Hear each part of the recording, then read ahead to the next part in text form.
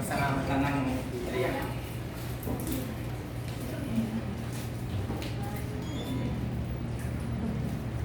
Uy, alam mo ba, si ganito?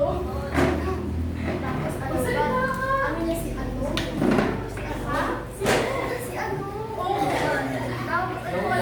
Pwede po pang makaibaba naman kasi sinusubukan ko po makapagbasa ng Biblia ngayon kasi gusto ko pong matuto ng mga aral kasi mga salita ng Diyos. Kung gusto lang po, please, babahan ko lang. Tapos ganito. Ay, isa mo ba? Oo, yan siya. Gusto nga lang makapagbasa ng maayos. Ang hirap mag-focus talaga pag may mga ganyung tao. Ano na lang talaga gagawin nila? Hayaan ka nila mapalayo sa Panginoon. Kaya ito na lang ako. Libre. Gusto na. Okay lang po. Magbabasa ako ng salita ng Diyos. Ano galit tayo? Hala. Ano gagawin natin ng gagalat tayo? Yung brush mo. Ha?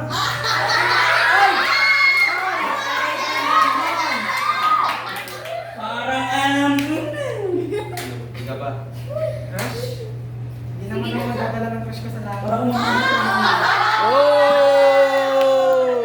Salita ng Diyos ang magdadala sa akin kaya. Sorry bro, dito na lang muna ako. Sige, tol. Yan ba talaga gagawin mo? Panginoon, maraming salamat. Binibigyan niyo ako ng lakas ng loob at nahayaan niyo akong makapag-focus para makapag-aral ako ng salita niyo. Nahayaan niyo akong hindi magalit at makapagtimpi sa mga taong hayaan ilalayo nila ako para sa inyo, Panginoon. Maraming salamat. Kinikilabutan Binibigyan niyo ako. ako ng lakas ng loob. In Jesus' name, we pray. Amen.